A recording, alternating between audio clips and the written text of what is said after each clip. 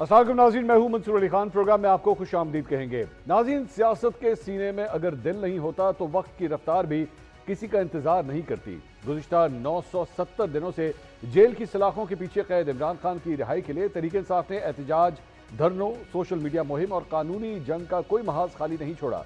लेकिन अलमिया देखिए कि तहरीक इंसाफ आज अपनी तारीख के बदतरीन अंदरूनी इंतशार और कन्फ्यूजन का शिकार नजर आती है।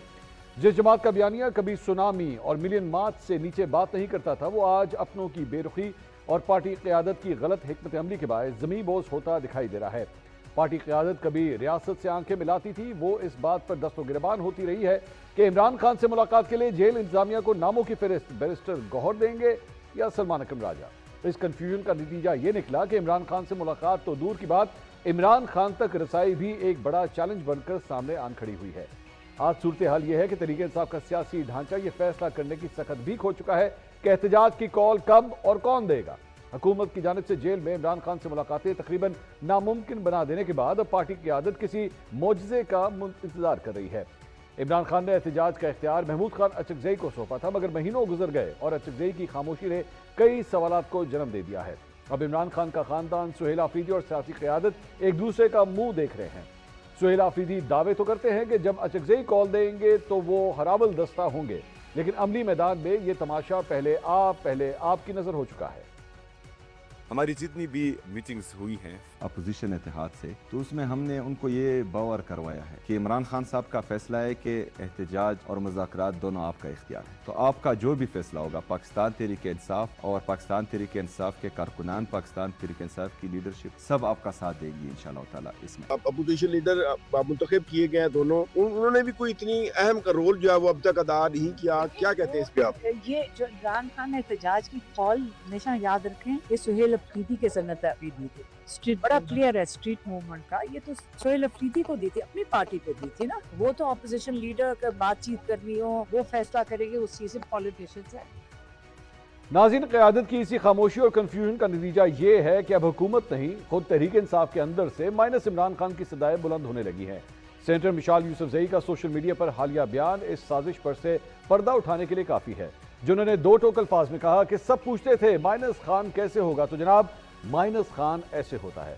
मिशाल यूसुफजई के मुताबिक पार्टी के अंदर मौजूद इंतहाई करीबी लोग एक सोचे समझे मंसूबे के तहत खान और बुशरा बीबी की सेहत को नजरअंदाज करके अपनी तरजीहात में मगन है। इसके अलावा शौकत यूसुफजई जैसे पुराने साथी भी क़यादत की इस बेहसी पर नोहा करा नजर आते हैं। अब ये बात बड़ी पुरानी हो गई है। इमरान खान साहब ने अचकज़ई साहब को इख्तियार दिया है, अमरीका बेड़ा ही बन गया है कि जी आ रहा है। या तो वो हमारा इंतजार कर रहे हैं या और हम उनका इंतजार कर रहे हैं, तो एक दूसरे के इंतजार में ही वक्त गुजर रहा है। तो अगर अल्लामा राजा नासिर साहब या हमारे अचकज़ई साहब वो अगर फैसला नहीं कर पा रहे हैं तो हमारी पार्टी को फैसला करना चाहिए। ये जो हमने एक दूसरे के ऊपर डालना शुरू कर दिया है ना, ये बिल्कुल मैं नहीं समझता हूँ कि ये कोई अच्छी बात है। इमरान खान इस वक्त तकलीफ में है और हमें बिल्कुल फ्रंट फुट पर आके खेलना होगा। जो भी लीडरशिप इस वक्त सलीमुल्लाह से कलीमुल्लाह और कलीमुल्लाह से समीउल्लाह कर रही है, ये मैंने नहीं ख्याल कि ये चीजें आगे और चल सकती हैं। नाज़रीन, ज़मीनी हक़ाइक़ के बदलने का अंदाज़ा इस बात से लगा लीजिए कि जो जमात डी चौक को लाखों के हजूम से भरने के दावा करती थी, आज उसी इमरान खान का खानदान अडियाला जेल के बाहर महज 10,000 अफराद जमा करने की दुहाइयाँ दे रहा है। अडियाला जेल के बाहर इमरान खान की बहनें तो पुलिस की जानिब से वाटर कैनन का सामना कर चुकी हैं, लेकिन अफसोसनाक पहलू ये है कि तहरीक इंसाफ के भारी भरकम पार्लियामेंटेरियंस इन एहतजाजी मुजाहिरों में इक्का दुक्का ही नजर आते। यही वजह है कि अलीमा खान ने अब एक बार फिर दो टोक पैगाम दिया है कि अगर इमरान खान के बयानी का बोझ नहीं उठा सकते तो पार्टी से अलग हो जाएं और पार्टी ओहदेदार अपने ओहदे किसी और को दे दें। एक ही तरीका कार है कि पीटीआई इस वक्त पहल करेगी, प्रेशर के बगैर काम नहीं चलता। हम तो बैठ सकते हैं, लेकिन मंगल के दिन आके बैठ जाएं 10,000 ओहदेदार आके यहाँ बैठे। यही वक्त है कि वो देख लें कि अगर वो बैठ सकते हैं आके ओहदेदार, नहीं तो किसी और को अपना ओहदा दे दें। डटना पड़ेगा और बैठना तो बैठना पड़ेगा, प्रेशर डालना है। हमने पीटीआई को कॉल दिया, हमने लोग पाकिस्तान को नहीं कॉल दिया, हमने सिर्फ पीटीआई को कॉल दिया। नाज़रीन, अब सवाल यह पैदा होता है कि क्या वो जमात जो कभी मुल्क की मकबूल तरीन सियासी कुव्वत होने का दावा करती थी, अब 10,000 बंदे इकट्ठे करने के काबिल भी नहीं रही। क्या तहरीक इंसाफ के अंदर मौजूद महलाती साजिशें इमरान खान की सियासत को नागुज़ीर नुकसान पहुंचा रही हैं? और अगर सियासी क़यादत इमरान खान के बयाने का बोझ उठाने से कासिर है तो उनकी रिहाई की तहरीक कैसे चलेगी? क्या आने वाले दिनों में महमूद खान अचकज़ई की क़यादत पर भी सवालिया निशान लग जाएगा? इन तमाम सवालात के जवाब तलाश करने की कोशिश करेंगे। हमारे प्रोग्राम में आज मौजूद हैं पाकिस्तान तहरीक इंसाफ के रहनुमा शाहिद खटक साहब और मुस्लिम लीग नून हुकूमत की जानिब से उनकी नुमाइंदगी कर रहे हैं इख्तियार वली साहब। दोनों मेहमानों का बहुत बहुत शुक्रिया। शाहिद खटक साहब, एक पूरी लिस्ट है कंप्लेंट्स की, आपके अपने कारकुन, आपके अपने वोटर सपोर्टर नाराज नजर आते हैं। पहले रमज़ान शुरू होने से पहले कहा गया कि जनाब इमरान खान रिहाई फोर्स बनेगी, उसके बाद ईद का इंतजार किया गया, ईद भी गुजर गई, उसके बाद इसको मुहिम में तब्दील कर दिया गया। अब बातें ये हो रही हैं कि जनाब यह एहतजाज जो होना है या होना था, इसकी कॉल कौन देगा, आखिर मामला है क्या? बिस्मिल्लाहिर्रहमानिर्रहीम। मंसूर भाई, मैं आपके सवाल पे बाद में आऊँगा, लेकिन मेरे ख्याल में मैं तो ये एक्सपेक्ट कर रहा था कि जो प्राइस हाइक है ऑयल की, आज प्रोग्राम का वो बड़ा हॉट टॉपिक होगा, तो उसके ऊपर मैं गुफ्तगू करूँगा। क्योंकि जब हमारे दौरे हुकूमत में 2 रुपए तेल महंगा हुआ तो हमारे पूरी मीडिया ने जब हमारे हुकूमत थी उसका इतना बड़ा इशू बनाए रखते थे कि बाजारों के अंदर माइक उठा के लोगों के मुंह में घुसेड़ के सवाल करते थे कि जी ये पेट्रोल जो महंगा हुआ है इसके बारे में आपका क्या कहना है। तो मैं आपको ये प्रेडिक्ट कर दूं कि अगले 1 से 2 दिन के अंदर 300 से ज़ायद रुपए का तेल जो है ये पेट्रोल बम पाकिस्तानी कौम के ऊपर जो है वो गिरा रहे हैं। नंबर सेकंड, आप जो हमारी पार्टी की तहरीक के मुतालिक मुझसे सवाल पूछ रहे हैं, तो इसका मैं आपको यही जवाब दूंगा कि हमारी जो जदोजहद है ये पिछले 3 साल से ज़ायद का अरसा हो गया है, ये जारी है।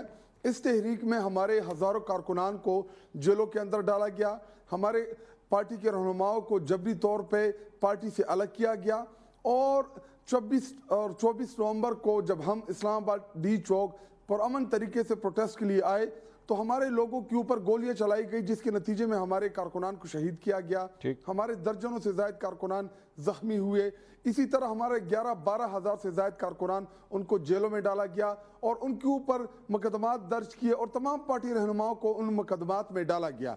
तो ये वो हालात थे जिनका हमें सामना है। बावजूद इन तमाम मुश्किलात के अल्हम्दुलिल्लाह आज भी कौम तहरीक इंसाफ के साथ खड़ी है, इमरान खान साहब के साथ खड़ी है, अपनी क़ियादत के साथ खड़ी है। और इंशाअल्लाह जो हमारी तहरीक स्ट्रीट मूवमेंट की थी, आपने कराची में खुद रिपोर्ट किया कि लाखों की तादाद में लोगों ने पार्टिसिपेट किया। उससे पहले हम लाहौर आए, फिर खैबर पख्तूनख्वा के मुख्तलिफ रीजन्स में हमने स्ट्रीट मूवमेंट चलाई। और एन वक्त रमज़ान के दरमियान जब इमरान खान साहब की सेहत का मामला आया और हम नहीं चाहते थे कि इमरान खान साहब के सेहत के मामले को हम पोलिटिसाइज करें, क्योंकि उनकी आंख का मामला था। मीडिया में रिपोर्ट हुआ कि इमरान खान साहब की आंख जो है वो 85% ज़ाया हो चुकी है। हमने भरपूर कोशिश की, हम अदालतें गए, इवन हमारे पार्टी के लोगों ने हुकूमत से इस मुतालिक रब्ता रखा कि इमरान खान साहब की जो सेहत है इसके मुतालिक हमें बताया जाए और इमरान खान साहब की का जो इलाज है वो शिफा इंटरनेशनल हॉस्पिटल में हो, उनको मुंतकिल किया जाए। लेकिन उसके बावजूद इन्होंने ना हमें मेरा यही आपसे एक्चुअली सवाल था। आप खुद ये फरमा रहे हैं कि आपकी इतलात के मुताबिक आपको पता लगा है कि इमरान खान साहब की आंख 85% ज़ाया हो चुकी है। आई डोंट नो ये फैक्ट है या नहीं है, but this is what you are claiming. मेरा यही पॉइंट है कि अगर आपके लीडर के आंख का ये मसला है, आपने उनकी रिहाई के लिए फोर्स बनानी थी, वो किधर है वो एहतजाज? आप महंगाई की भी बात कर रहे हैं, बिल्कुल आपका जायज़ मुतालबा है कि महंगाई के हवाले से अवाम परेशान है। पेट्रोल की कीमतें जो हैं अगर 400 से ऊपर जाने लगी हैं तो जाहिर बात है लोग किसकी तरफ देखते हैं? ऑपोजिशन की तरफ देखते हैं। मैं भी ऑपोजिशन की तरफ देख रहा हूँ। मैं यही देख रहा हूँ कि आपकी ऑपोजिशन कितनी तितर बितर है, वो एहतजाज कब होना है, वो लोगों को कब सड़कों पे निकालना है आप लोगों ने?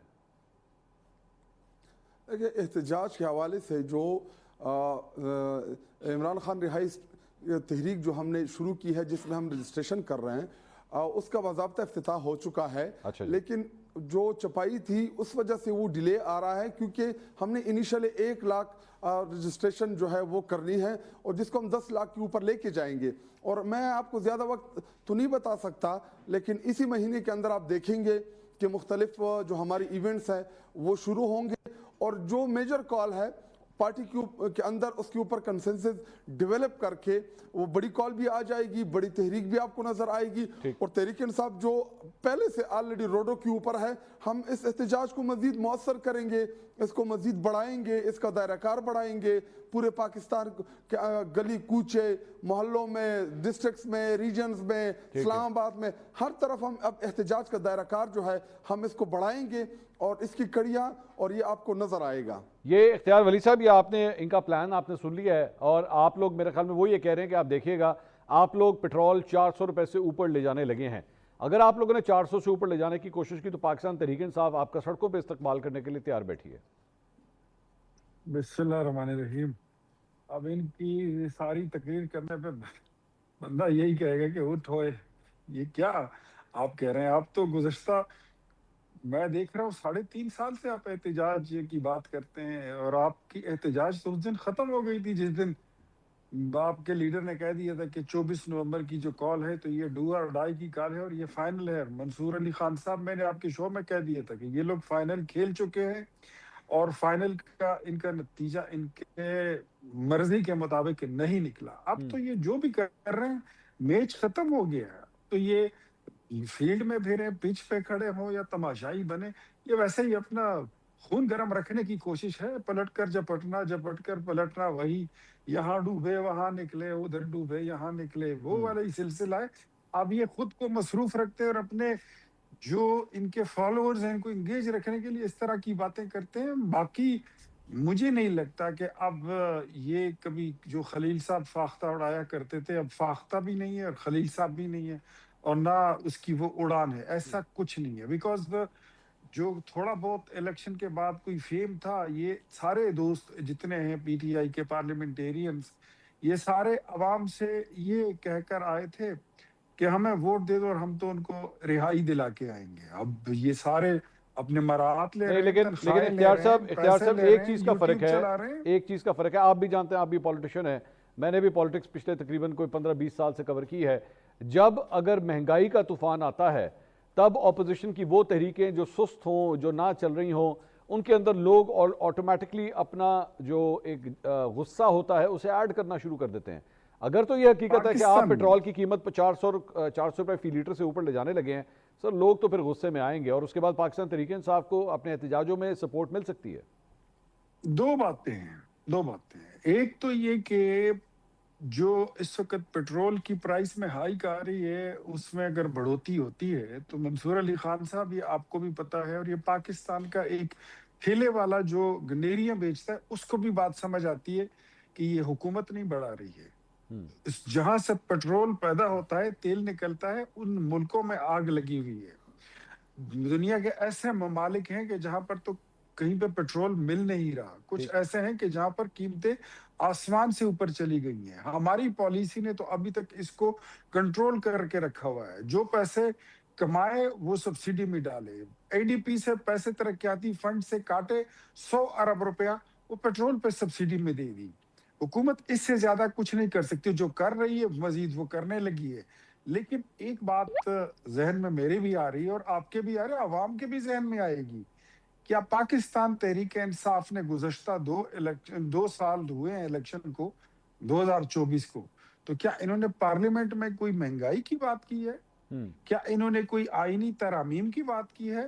کیا انہوں نے قانون سازی کی بات کی ہے؟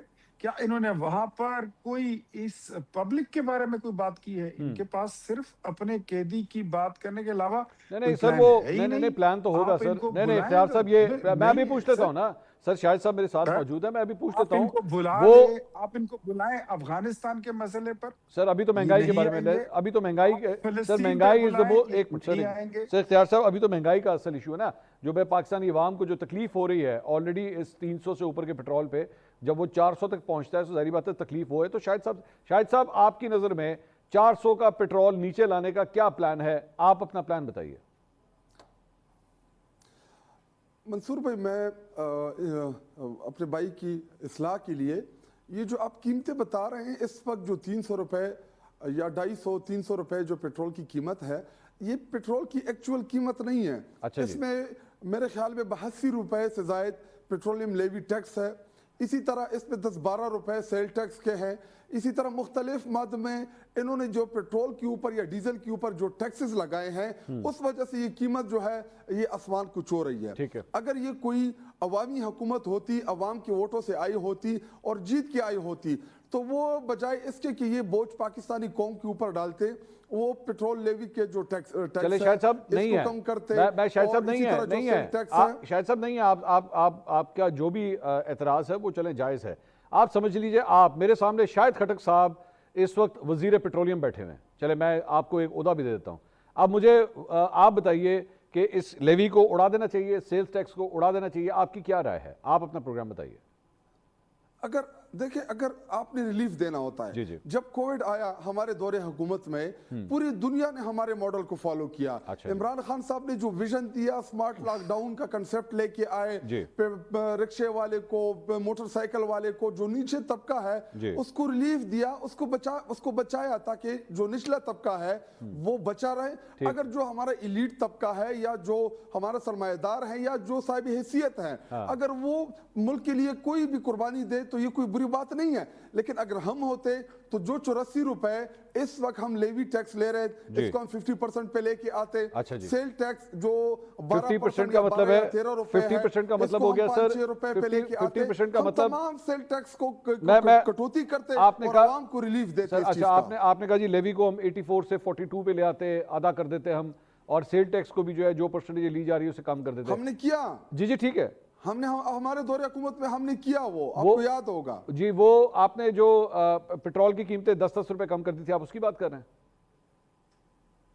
نہیں, جو ہم اس کو 40-50 روپے کم کر کے لے کے آئے تھے, کیونکہ جو پیٹرولیم لیوی تھا اس کو ہم نے ڈاؤن کیا. اور اس کے علاوہ کووڈ میں اگر آپ ریٹس اٹھا کے دیکھ لیں تو ہم نے مسلسل, جب ہماری حکومت تھی, اگر انٹرنیشنل پرائسز نہیں بھی کم ہو رہی تھی, ہم نے کم کیا تاکہ ہم اپنے عوام کو ریلیف دے سکیں. تو سر یہ جب آپ یہ سب کچھ کریں گے, جب لیوی وغیرہ سیل ٹیکس وغیرہ کم کریں گے اور آئی ایم ایف آپ کو کہے گا کہ جناب ہم آپ کو اگلی قسط نہیں دیں گے, تو پھر اس کے بعد کیا ہوگا؟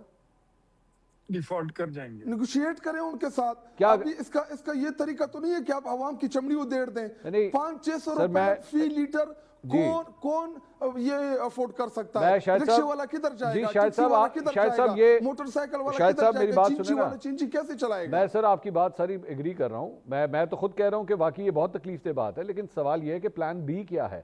آپ کے نیگوشیٹ کریں. اچھا, نیگوشیٹ کرنے بیٹھ گئے ٹیبل کے اوپر, آئی ایم ایف کہتا نہیں جی ہم نہیں مانتے, اب آگے کیا کریں؟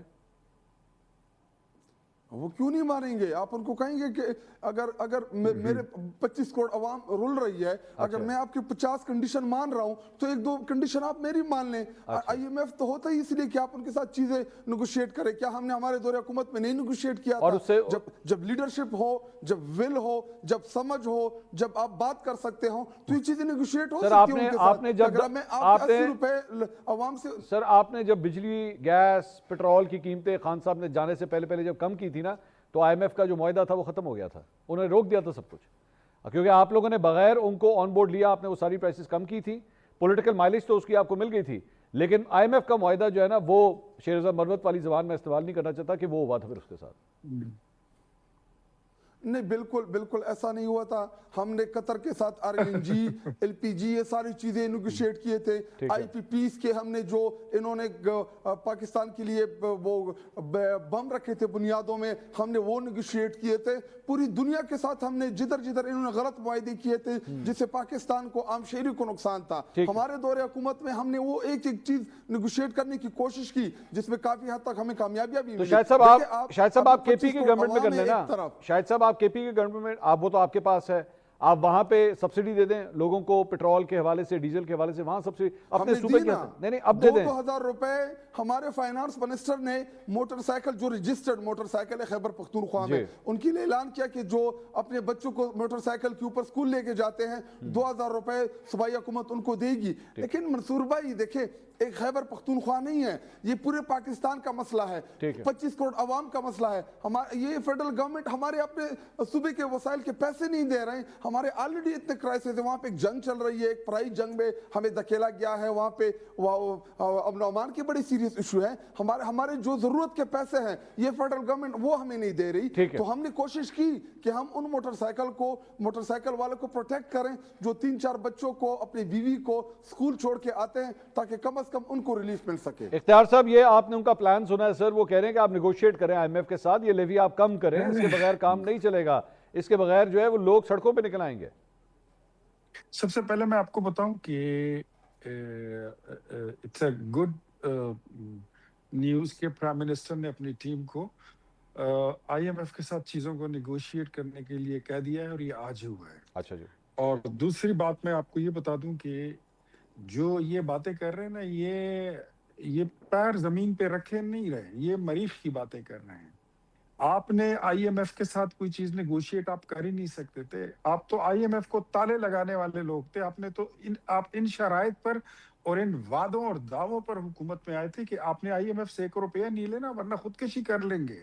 ایسا نہیں ہوا. پھر جب جاتے ہوئے آپ نے معاہدے توڑے اور آپ نے پیٹرول کی پرائس کم کی تھی, آپ نے معاہدہ توڑا اور اس کے بدلے میں پاکستان ڈیفالٹ پہ پہنچ گیا تھا.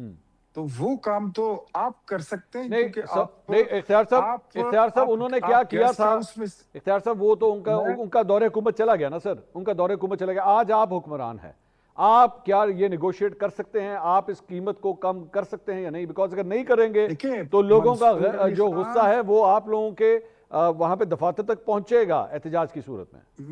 منصور بھائی, میرے خیال میں پبلک اس چیز کو سمجھ رہی ہے اور وہ سمجھ چکے ہیں کہ اس وقت جو پیٹرولیم پرائس میں اضافہ ہو رہا ہے وہ حکومت نہیں کر رہی ہے. That is not in the hand of government. جہاں یہ ہماری اپنی تو پیداوار ہے ہی نہیں.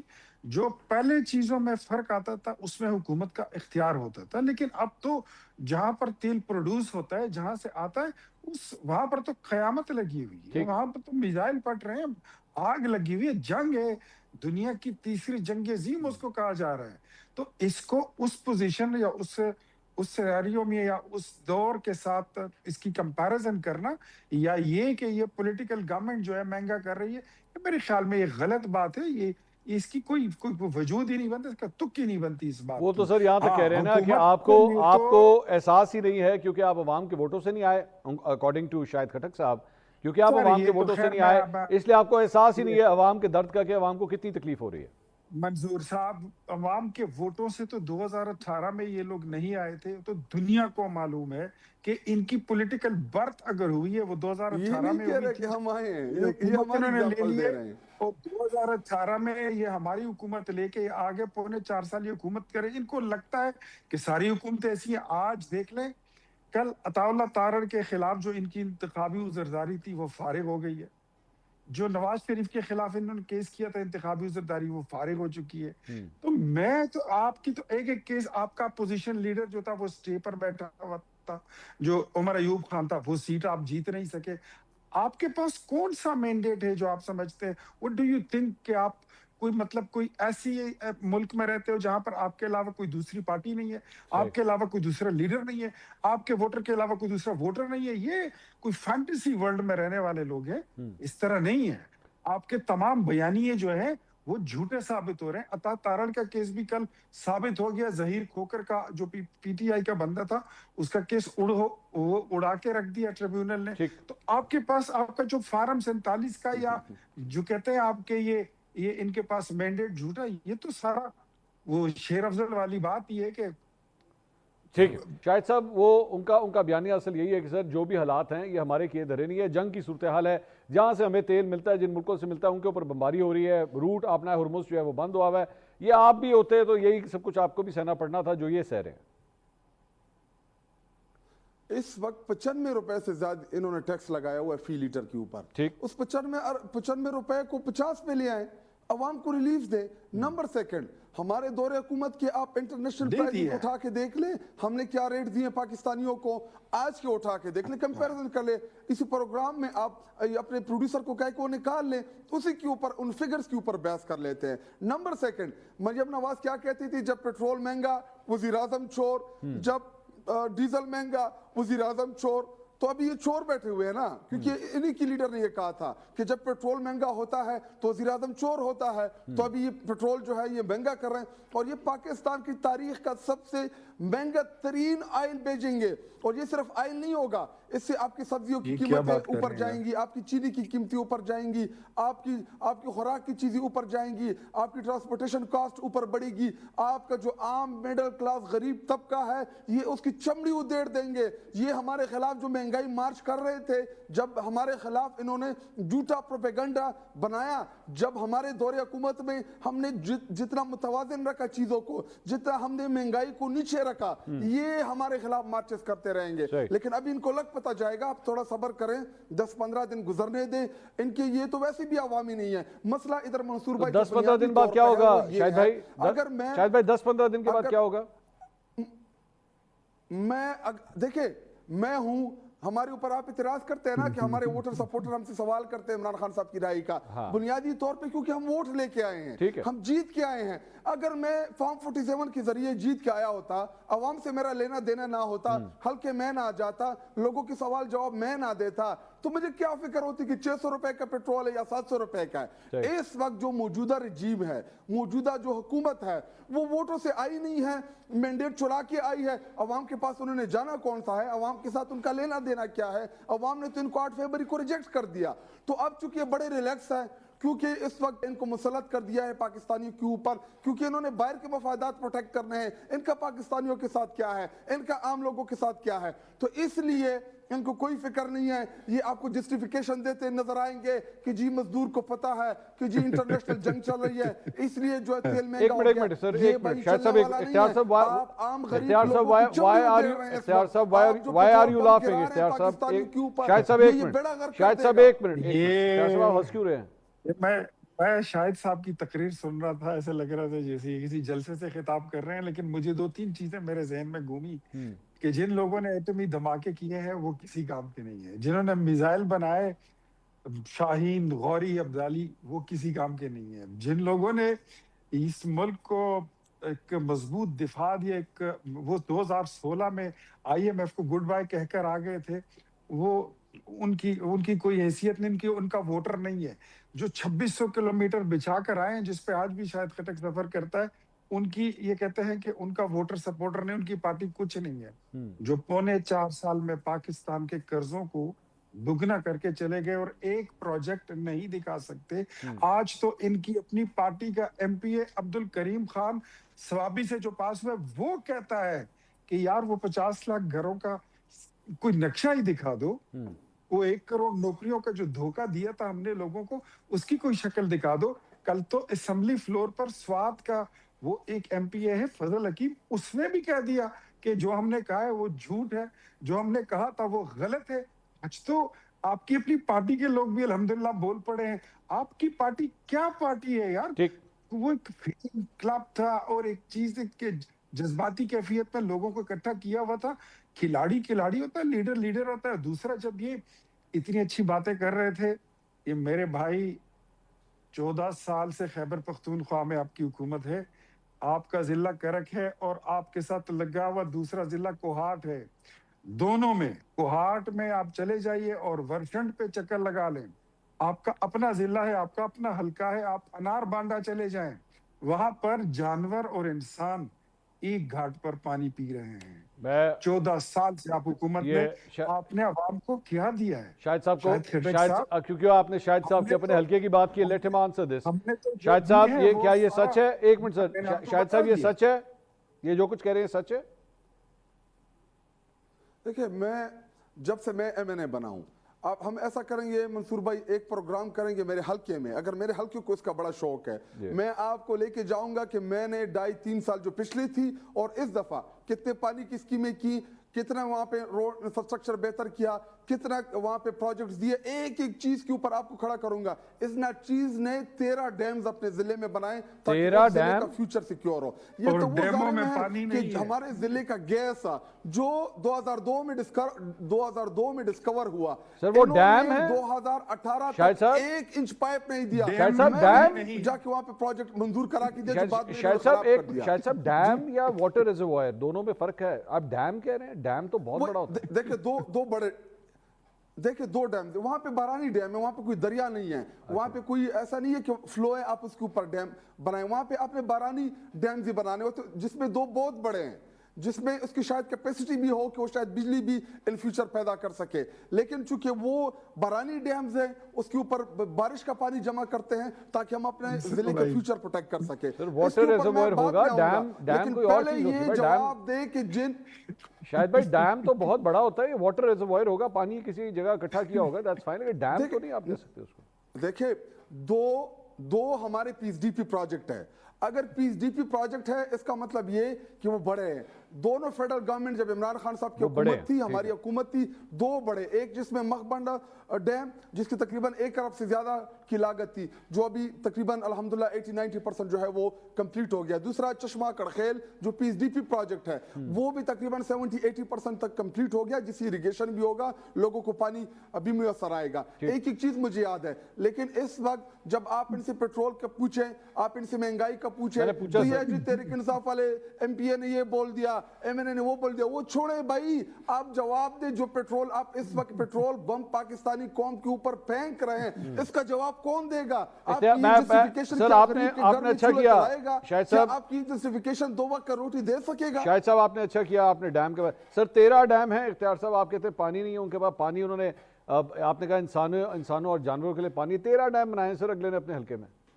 जी ये अल्लाह इनको खुश रखे। ये जिन डैमों का जिक्र कर रहे हैं ये वो 350 डैम है जिसका इमरान खान कह रहे हैं हमने खैबर पख्तूनख्वा में 350 डैम बनाए हैं। ये जिन रिजर्वायर्स का जिक्र कर रहे हैं, डैमों का जिक्र कर रहे हैं, मंसूर भाई मैं आपको दावत देता हूँ, जरा चलिए मैं आपको 2-3 डैम नौशहरा में दिखाता हूँ, वहां पर भी पड़े हैं। यार मुझे लगता है मुझे वाकई जाना पड़ेगा, आप दोनों मुझे दावत दे रहे हैं, मुझे वाकई जाना पड़ेगा।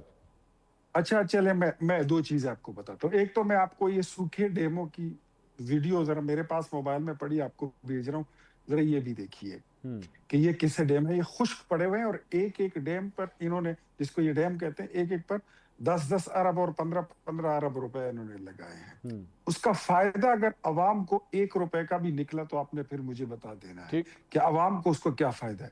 उसका फायदा उस एमएनए एमपीए को हुआ है जिसके हल्के में वो बना है, उसके पैसे वो खा गए हैं। दूसरी बात, जिस डैम की ये बात कर रहे हैं उसका इफ्तिताह किस तरीके से हुआ था वो एक अलग कहानी है, वो फिर किसी और दिन प्रोग्राम रखिए। चले मुझे I have to wrap this up, लेकिन मैं अब मुझे लग रहा है मुझे ये आप दोनों के एरियाज में जाना पड़ेगा मुझे। बहुत शुक्रिया। वो जो इफ्तिताह हुआ था वो बड़ा मजे का था। चले इख्तियार वली साहब, शायद मैं आपको वीडियोस भेज देता हूँ मंसूर भाई, आप देख लें, मैं आपको व्हाट्सएप कर दूंगा। यार आप दोनों मुझे वीडियोस भेज रहे हैं, डेमो की वीडियोस ही भेजिएगा। बहुत शुक्रिया आपका शाहिद खटक साहब, इख्तियार वली साहब, थैंक यू सो मच। नाज़रीन ये सियासी गुफ्तगू तो हुई, अब एक ब्रेक लेंगे, लेकिन ब्रेक के बाद कुछ जो जंग की सूरत हाल है वो कहाँ तक पहुँची है, क्योंकि डोनाल्ड ट्रंप ने अब ये इंडिकेशंस देना शुरू कर दिए हैं कि वो इस जंग को बाकी ख़त्म करना चाह रहे हैं। कितने सीरियस हैं डोनाल्ड ट्रंप इस मामले के ऊपर, क्या जंग वाकई ख़त्म होने जा रही है, इसके बारे में बात करेंगे ब्रेक के बाद। हमारे साथ रहिए।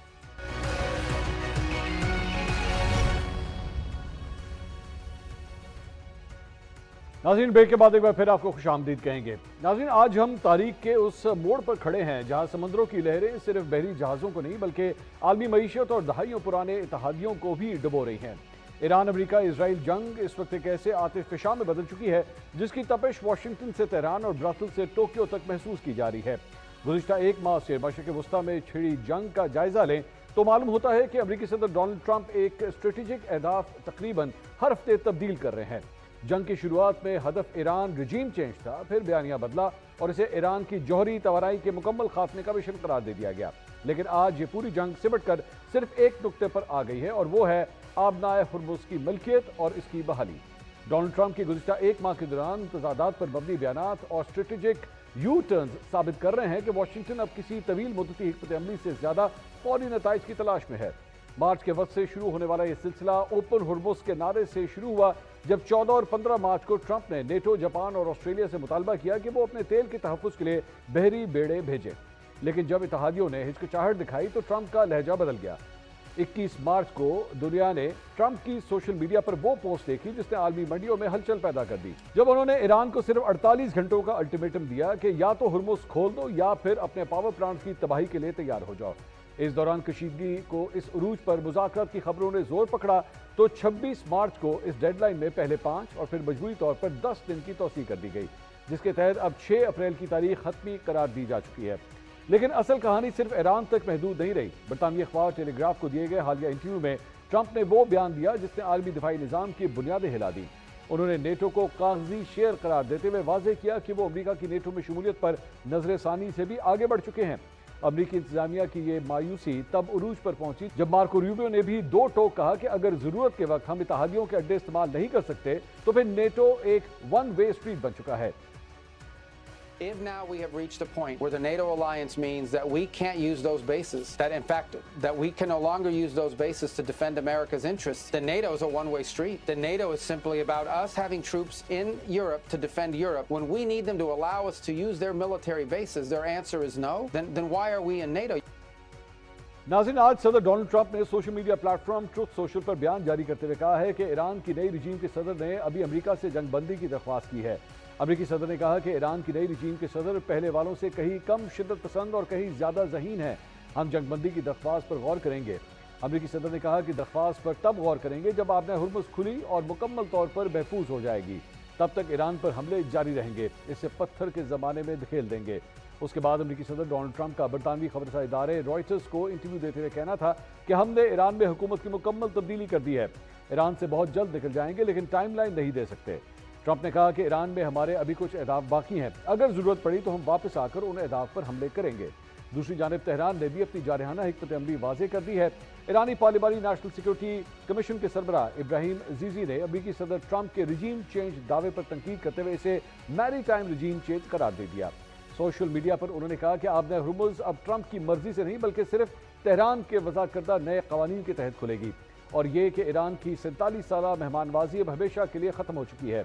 इस सारी सूरत हाल में सवाल तो ये है कि क्या अमेरिका की जानिब से दी गई 6 अप्रैल की डेडलाइन से पहले अमेरिकी सदर जंगबंदी का ऐलान कर सकते हैं? क्या सदर ट्रंप और वज़ीर ख़ारजा मार्को रूबियो के बयानात नेटो के बाकायदा खात्मे और अमेरिका की नई तन्हाई पसंद ख़ारजा पॉलिसी का बाज़ाब्ता ऐलान है? और क्या इब्राहिम अजीज़ी का दावा इस हकीकत पर मोहर सब कर रहा है कि अमेरिका अब समंदरों पर अपनी आलमी गिरफ्त खो चुका है और तेहरान इस अहम तरीन बहरी गुज़रगाह का नया निगरान बनकर उभरा है? नाज़रीन, तमाम सवालात के जवाब हासिल करने की कोशिश करेंगे। साबिक़ सेक्रेटरी ख़ारजा और चेयरमैन सनोबर इंस्टीट्यूट एजाज चौधरी साहब इस वक्त हमारे साथ मौजूद है। चौधरी साहब, बहुत शुक्रिया, आपने हमारे लिए वक्त निकाला। चौधरी साहब, मिक्स सिग्नल्स आ रहे हैं। कभी डोनाल्ड ट्रंप ये कहते हैं कि जनाब एक बहुत बड़ा हमला होगा, 48 घंटे की डेडलाइन है, लेकिन उसके बाद ये कहा जाता है कि जनाब we can see the ending now, हम लोग फिनिश लाइन देख रहे हैं। मार्को रूबियो कहते हैं जनाब हमें फिनिशिंग लाइन नजर आ रही है और बस बात जो है अब सिर्फ चंद दिनों की बल्कि सिर्फ चंद हफ्तों की है। What do you see of this? मतलब ये जा किस तरफ रही है सारी कहानी? जी, दो हो सकते हैं। एक तो यकीनन इससे ज़्यादा तजादात से बड़े भरे बयानात बहुत ही कम देखने में आए हैं, वो भी इतनी यानी एक किसी अमेरिकी सदर की सतह पर। लेकिन उसका ये मकसद भी शायद ये हो सकता है कि वो दूसरे फरीक को कंफ्यूज करना चाहते हों, बताना ना चाह रहे हों और अंदर खाते तैयारी भी कर रहे हों जंग की, और इस वजह से कुछ कहा नहीं जा सकता क्योंकि वो जो जहाज़ उन्होंने रवाना किए हुए हैं मेरीन्स के साथ और उन मंसूबों में तो अभी तक कोई कमी नहीं आई है। वो भी कह रहे हैं हमने वो जजीरे पकड़ने हैं, अब नाए हुर्मुज़ क्लियर करवानी है। तो कुछ थोड़ा सा मेरे ख्याल में अमेरिका के जो बयानात हैं और जो एक्शन है उसमें तजाद है। या तो ये खुल कर आ जाए ना कि वो लोग भी बंद कर दें और जिस तरह बहरी बेड़े वापस गए इसी तरह वो लोग भी वापस जाने शुरू हो जाएं, फिर तो समझ आती है। और इसी वजह से अमेरिका, आपने देखा कि ईरान ने बिल्कुल एक्सेप्ट नहीं किया है इस सीज फायर की। कहते हैं कि हमने कोई बात नहीं कर रहे। क्यों नहीं बात कर रहे? क्योंकि उनको भी समझ आ रही है कि ये शायद एक डिसेप्शन है, एक डिकॉय है, हमें लल करना है कि हम बातचीत कर रहे हैं और ऊपर से फुल स्केल बड़ा हमला करें। इस वजह से मेरे ख्याल में अभी तक जो है ये पूरी तरह वाजे हुआ नहीं है कि डोनाल्ड ट्रंप साहब हमला करना चाहते हैं या वाकई वो अमन करना चाहते हैं, जंग बंद करना चाहते हैं। एजाज साहब, आप समझते हैं कि इसकी एक बहुत बड़ी वजह जो है वो oil prices, international oil prices का इतना ऊपर चले जाना? मतलब इससे पहले $110 से भी ऊपर चली गई थी, लेकिन उसके बाद पिछले 24 घंटे में हमने देखा कि उसके अंदर एक ड्रॉप पाया। और इसके साथ साथ जो होम क्राउड यानी कि उनकी अपनी आवाम का जो एक प्रेशर है जिसमें उनकी पॉपुलैरिटी के अंदर एक हमने डिक्लाइन देखा है, ये फैक्टर्स भी रोल प्ले कर रहे हैं कि डोनाल्ड ट्रंप इस किस्म के मिक्स सिग्नल्स दे रहे हैं? जी यकीनन जी, बिल्कुल। मैं समझता हूँ कि 4-5 मनसूसा फैक्टर्स हैं।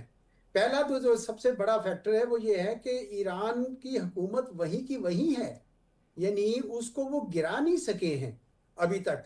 और दूसरा ये है कि खलीजी रियासतें जो हैं वो भी अब बात कर रही हैं कि शायद हमें कोई आपस में अलायंस बनाना पड़ेगा जंग के बाद। सिक्योरिटी आर्किटेक्चर गोया उनके अड्डे जो थे अमेरिका के वो उनको हिफाजत करने में नाकाम रहे।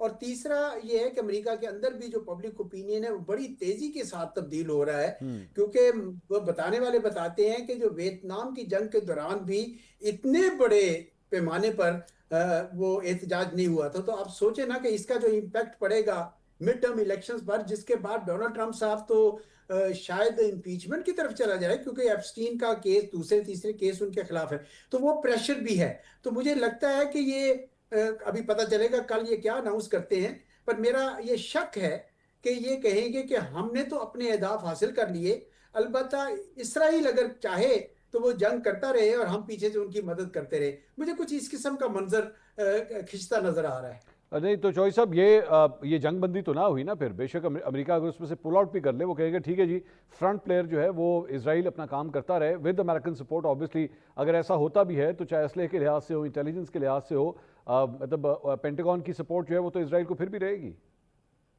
जी, फिर भी रहेगी। और ये शायद उस किस्म की जो एक जिसे फ्रोजन वॉर कहते हैं ना, उस किस्म की हो जाएगी, जिसका मतलब है ऑन अगेन ऑफ अगेन। जैसे ईरान इराक वॉर थी या रशिया यूक्रेन वॉर थी, तो वो एक ईरान के सर पर एक तलवार भी लटकती रहेगी और उनके ख्याल में ईरान आगे जा नहीं सकेगा। हालांकि मेरा ख्याल है कि ये हिकमत अमली भी शायद नाकाम हो जाए, क्योंकि इसराइल का जो आयरन डोम था वो अब काम नहीं कर रहा। वहां पे बाकायदा ईरान के जो मिसाइल हैं वो चीर कर पहुंच रहे हैं, उनकी पोर्ट्स पर, उनके इलाकों पर गिर रहे हैं। तो इसराइल जो है वो बहुत खफा होगा अमेरिका के इस ऐलान से, उसके हौसले पस्त हो जाएंगे, उसका वो जो ख्वाब था ग्रेटर इसराइल बनाने का वो तो चिकना चूर हो जाएगा, क्योंकि ईरान तो अभी भी वहां मौजूद है और खलीजी रियासतें भी सोच में पड़ जाएंगी कि भाई पुरानी तंजीम तो, पुराना सिलसिला तो नहीं चला, अब कोई नया आर्किटेक्चर बनाना पड़ेगा जिसमें ईरान के साथ कोई यानी पुरअमन बकाए बाहमी टाइप करना पड़ेगा उनको जी। तो चौधरी साहब, अगर ऐसा है, हम तो जाहिर बात है प्रिज्यूम कर रहे हैं क्योंकि अभी वो प्रेस कॉन्फ्रेंस होनी है डोनाल्ड ट्रंप की, तो अगर ऐसी सूरत हाल होती है तो आई डोंट थिंक, मेरी राय है, आप इख्तिलाफ कीजिएगा, कि इससे तो ऑयल मार्केट्स जो हैं वो नीचे नहीं आएंगी। जी, ऑयल मार्केट्स के अंदर अनसर्टेनिटी रहेगी और मुमकिन है किसी हद तक उसमें उनकी प्राइसेस कम भी हो जाएं, लेकिन एक हद से ज़्यादा कम नहीं होगी। देखिए, उससे अमेरिका को फ़र्क नहीं पड़ता। जब से अमेरिका का अपना शेल ऑयल एंड गैस निकला है, वो एक नेट एक्सपोर्टर बन गया है। ठीक है, उनके अपने मुल्क के अंदर जो पेट्रोल पंपों पे जो गैस चाहिए उसकी कीमत बढ़ गई है, इस वजह से प्रेशर तो उनके पास आया है। लेकिन यूरोप मिसाल के तौर पर जो 14% पहले लेता था अमेरिका से, अब वो 57% ले रहा है, और इस वजह से अमेरिका के लिए अपने लिए उस तरीके से मुश्किल है। कुछ लोग तो ये भी बात करते हैं कि जी ये सट्टा खेल रहे हैं ये लोग, इसके जो साथी हैं स्टॉक मार्केट्स में भी उसको गिराते हैं, फिर लेते हैं, फिर ये कोई और बयान दे देते हैं। खुदा जाने, स्पेकुलेशन पे नहीं जाना चाहिए, लेकिन ज़मीनी हकायक तो यही हैं कि डोनाल्ड ट्रंप साहब की जो साख है उनके लफ्ज़ों की, वो खो चुकी है, गिर चुकी है। और इस जंग के बाद जिस तरह भी ये ख़त्म हुई जंग, मुझे तो स्टेलमेट पे ख़त्म होती नज़र आ रही है, लेकिन जिस तरह भी ये जंग ख़त्म हुई, अमेरिका का जो कद काठ है वो बहुत शिद्दत से गिर जाएगा। अमेरिका और यूरोप के दरमियान में भी जो गलत फहमी है वो अब एकदम से नहीं पूरी हो सकेंगी। डोनाल्ड ट्रंप के जाने के बावजूद मेरे ख्याल में उसके बाद भी यूरोप जो है वो अपनी सिक्योरिटी पर ज़्यादा तवज्जो देगा। वो रूस के साथ किसी किस्म की पुरअमन बकाए बाहमी भी चाहेगा। उसमें एक रिस्क भी बहुत बड़ा है, क्योंकि जर्मनी ने अगर अपने आप को आम करना शुरू कर दिया तो लोगों को भूलेगा नहीं कि यार इन्होंने तो पहली 2 जंगें अजीम इन्होंने की थी। अतः इधर एशिया में भी जो जापान और साउथ कोरिया और फिलीपीन वगैरह भी सोचेंगे कि अब अमेरिका के अड्डे हमें रखने भी चाहिए कि नहीं रखने चाहिए, क्यों ना चीन से बना के रखी जाए। तो चीन जो है वो एक बहुत बड़ी कुव्वत बन के उभरेगा इस जंग के बाद जी। तो चौधरी साहब, अगर चले, आपने अच्छा किया, आपने सुपर पावर्स का जो आपस का क्लैश है आपने उसका जिक्र कर दिया। इससे पहले वेनेजुएला में अमेरिका की जानिब से जो कुछ किया गया, ईरान में जो कुछ इस वक्त किया जा रहा है, और उसकी वजह से अल्टीमेटली वो तमाम ममालिक जहाँ पे ये बेसिस मौजूद हैं, ऑब्वियसली उनको भी बहुत से डेंट्स लगे हैं, उनके ऊपर बड़ी शदीद बमबारी हुई है। यहाँ पे ये क्यूबा का नाम भी डोनाल्ड ट्रंप जो है वो मुख्तलिफ जगहों के ऊपर एक आधी तकरीब के अंदर उसने लिया भी है।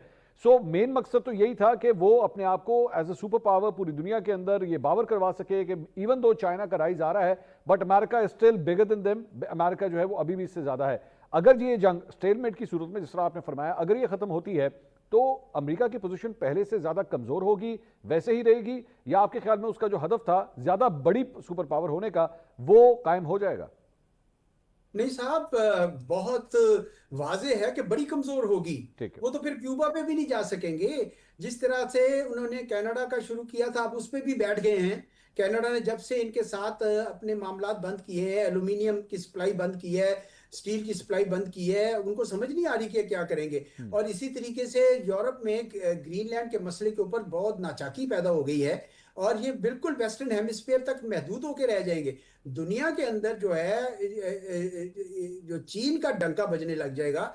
और चीन ने पहले ये जो नुकात हमें हुए ना, जब गए हैं हमारे वजीर खारजा साहब इसहाक डार साहब जब गए हैं, और वो 5 जो नुकात आए हैं, अगर आप गौर करें तो उन नुकात में बड़ी मुमासलत है उस वर्ल्ड ऑर्डर की के जुजियात की जो प्रेसिडेंट शी और प्रेसिडेंट प्यूटिन ने 2022 में अनाउंस किए थे। उन्होंने कहा था कि भाई अब हम जो निज़ाम बनाएंगे, अगला निज़ाम जो बनेगा वो इंडिविजिबल सिक्योरिटी पे बनेगा, कलेक्टिव सिक्योरिटी पे बनेगा। उसके अंदर हम वो सारे अबदी असूल जो अक़वाम मुत्तहिदा के थे वो लेकर आएंगे वापस। और उसमें इंटरडिपेंडेंस आएगी, उसमें ग्लोबलाइजेशन आएगी, उसके अंदर इंटरकनेक्टिविटी आएगी, और respect for sovereignty and territorial integrity आएगी।